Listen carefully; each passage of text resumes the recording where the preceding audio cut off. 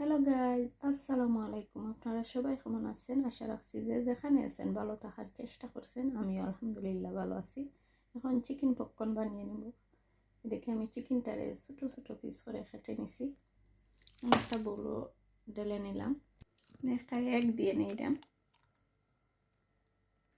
Cornflour দিয়ে নিলাম, এখানে আমি গার্লিক সস দিয়ে নিলাম, আমি 2 রকমের সস দিয়ে নিলাম, টমেটো সস, স্বাদ মতন লবণ, ফ্রাই চিকেনের মশলা দিয়ে নিলাম, গুঁড়া পাউডার আর চিলি পাউডার। এখন সব কিছু একসাথে মিক্স করে নিলাম। এদিকে আমি চুলার উপরে একটা হাঁড়ি বসিয়ে দিছি, এখন আমি ফ্রাই করে নিলাম। এদিকে আমি তেলটা দিয়ে নিলাম।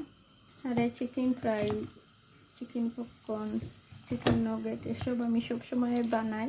যত তারা চিকেন খারিতো নে তারা ওগুলোই অতই বেশি ভালো পায় বাচ্চাইতে। আমি কিন্তু চিলি ফ্লেক্সও দিয়ে নিছি। এদিকে এক বেশ আমি দিয়ে নিছি, এখন আর এক বেশ দিয়ে নিব।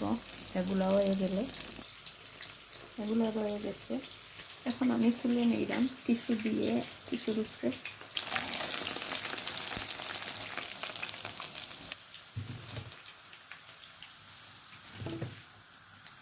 এদিকে এক বেশ তুলে নিলাম, এখন আবার দিন আমি বেজে নিলাম, আরও কিছু রয়ে গেছে দেখছেন।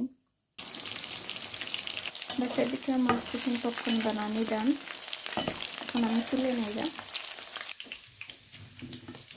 এখানে আমার পপকর্ন বানানি রেডি। ঠিক আছে, সবাই ভালো থাকবা, ভালোবাসা দিয়ে আমার পাশে থাকবা। আল্লাহ হাফেজ, আসসালামু আলাইকুম, থ্যাংক ইউ ফর ওয়াচিং।